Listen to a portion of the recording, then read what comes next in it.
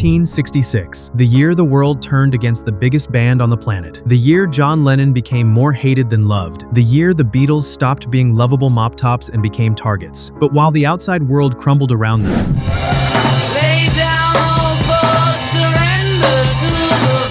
something extraordinary was happening inside Abbey Road Studios.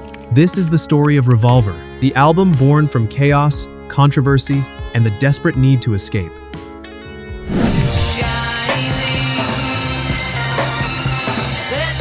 By the beginning of 1966, the Beatles had conquered the world.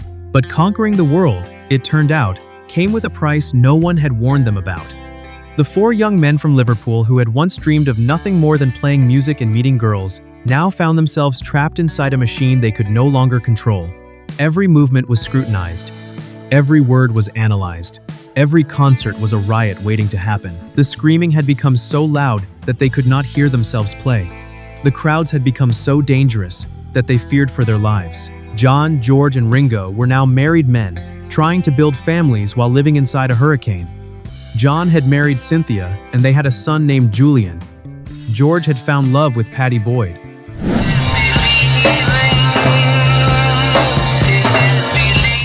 Ringo and Maureen were starting their own family, all of them seeking normalcy in a world that offered them none. Paul was on a different path entirely. While his bandmates retreated into domesticity, McCartney threw himself into the heart of swinging London. He attended gallery openings, befriended avant-garde artists, explored experimental music, and soaked in every cultural movement the city had to offer. The distance between his lifestyle and that of his married bandmates was growing wider by the month. The songwriting partnership that had defined a generation was beginning to fracture.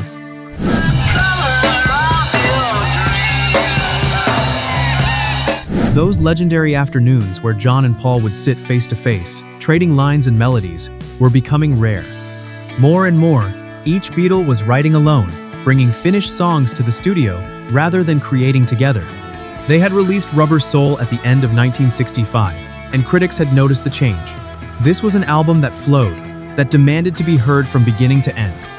It pointed towards something new, but even as they celebrated that achievement, the cracks in the foundation were spreading.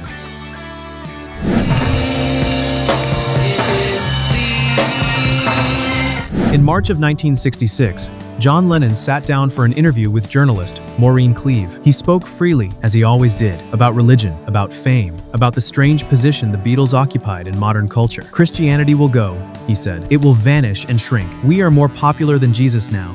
I do not know which will go first, rock and roll or Christianity." In England, the comment barely registered. It was John being John, provocative as always.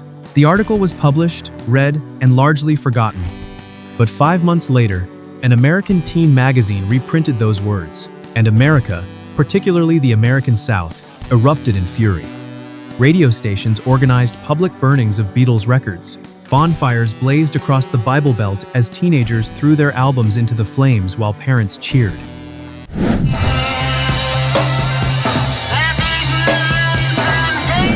The Ku Klux Klan nailed Beatles records to burning crosses. Preachers denounced the band from their pulpits. Death threats poured in by the hundreds. John Lennon was now being called the Antichrist. He had never meant to compare himself to Jesus. He had been making a point about the decline of organized religion, but context did not matter. The damage was done. Manager Brian Epstein flew to America in a panic, trying to control the crisis. But there was no controlling this. The Beatles were scheduled to begin their American tour in August, and there were genuine fears that they might not survive it. At a press conference in Chicago, John Lennon did something he had never done before. He apologized. Sitting before a room full of hostile journalists, he tried to explain what he had meant.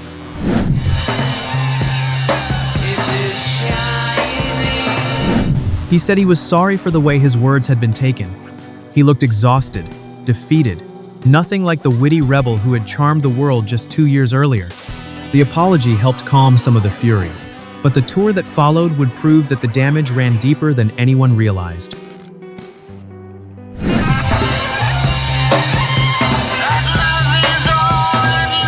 Even before the Jesus controversy exploded, 1966 had already shown the Beatles that the world was no longer their playground. In July, they arrived in the Philippines for 2 concerts in Manila. They were invited to a breakfast reception hosted by First Lady Imelda Marcos. at the presidential palace. But the Beatles never received the invitation properly. Brian Epstein had declined on their behalf, following the band's policy of avoiding political functions. What is clear is what happened next. When the Beatles failed to appear at the palace, the Filipino press turned savage. News reports accused them of snubbing the First Lady, of insulting the Filipino people. Overnight, the most beloved band in the world became the most hated visitors in the country.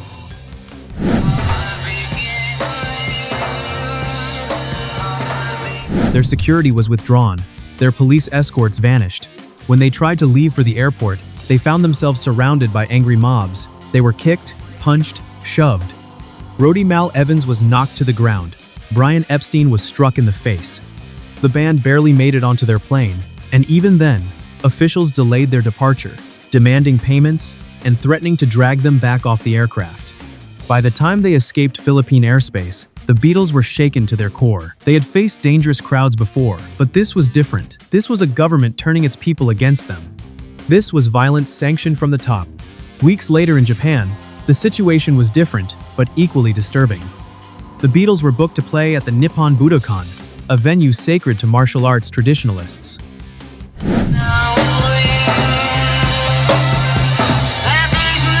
Protesters gathered outside, furious that a Western rock band would desecrate their hallowed hall. Right-wing nationalists threatened violence. The band was confined to their hotel for their own safety, prisoners in a country that had supposedly invited them. They played their concerts surrounded by police officers. The audience kept so far from the stage that the shows felt hollow and pointless. The joy of performing had drained away. And then came America.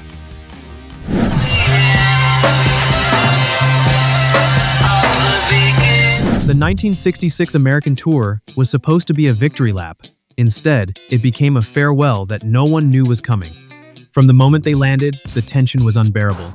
In every city, protesters gathered outside their hotels. In Memphis, someone threw a firecracker onto the stage during their performance. For a terrifying moment, each Beatle thought one of them had been shot. They looked at each other, checking for blood, before realizing it was not a gunshot. They finished the show, but the fear never left. The death threats continued daily. In some cities, the Ku Klux Klan announced they would be present at the concerts. Security was tight, but the Beatles knew that no amount of security could stop a determined assassin. They were sitting ducks on those stages.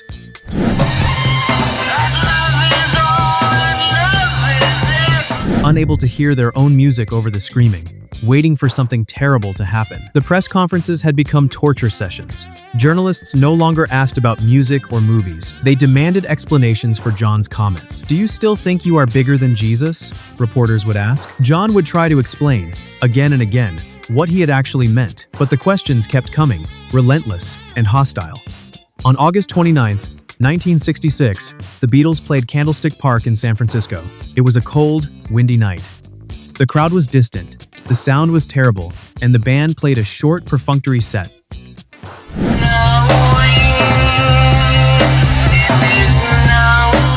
No one in the audience knew it, but they were witnessing history. The Beatles would never perform a proper concert again. On the flight back to London, George Harrison spoke the words that everyone was thinking. "That is it. I am not a Beatle anymore." The touring was over. The screaming was over. The running from mobs and fearing for their lives was over. They did not make a public announcement. They simply stopped.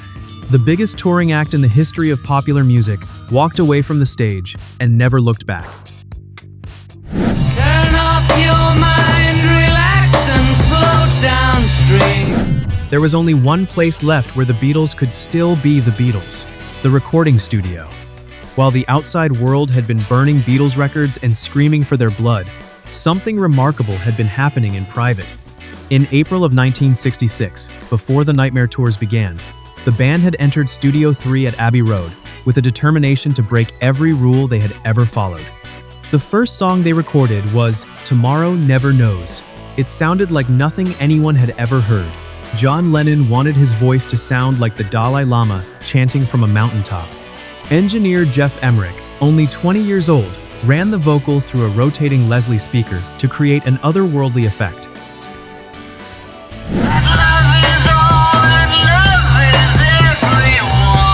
The band created tape loops at home, brought them to the studio, and had staff members hold them with pencils while they played. The result was a sonic collage that predicted the future of electronic music by decades. The sessions continued through May and June, interrupted only by the obligations of touring. Each time the Beatles returned to Abbey Road, they pushed further.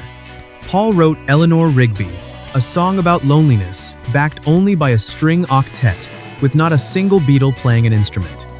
George contributed 3 songs for the first time, including Taxman, which opened the album with a ferocious guitar solo.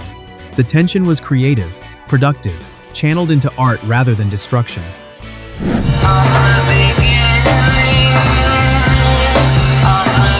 They experimented with everything: backward guitars, Verispeed recordings, close mic'd drums that sounded like thunder. They could not reproduce any of this on stage, and they no longer cared. The studio had become their sanctuary, the only place where they controlled their own destiny.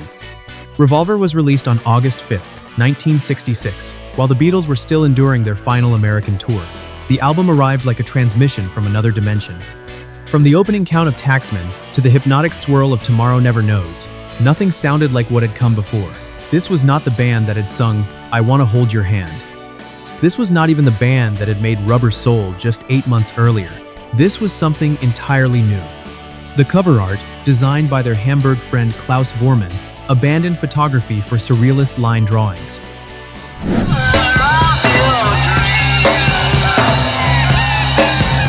It was a visual declaration that the Beatles had left the world of pop stars and entered the realm of artists. Critics struggled to describe what they were hearing. The album spoke of death and taxes, of loneliness and transcendence. It used instruments no rock band had employed before. And yet it remained accessible, melodic, undeniably Beatles. The album reached #1 on both sides of the Atlantic. But more importantly, it gave the Beatles a reason to continue. If they could not tour, they could create. If the world turned against them, they could retreat into their studio fortress and emerge with works of staggering beauty. Revolver was not just an album, it was proof of survival. It was revenge through art. 1966 nearly destroyed the Beatles. The controversies, the violence, the growing distance between 4 men who had once shared everything. But from that chaos emerged their greatest work to that point. Revolver changed what was possible in popular music. It proved that a band could evolve beyond recognition and still remain themselves. And it set the stage for everything that would follow. Sgt. Pepper, The White Album, Abbey Road. All of it began in those desperate months when the Beatles had nothing left but their music. If this story moved you, share it with someone who understands that the greatest art often comes from the darkest places. Tell us, which Revolver song still gives you chills?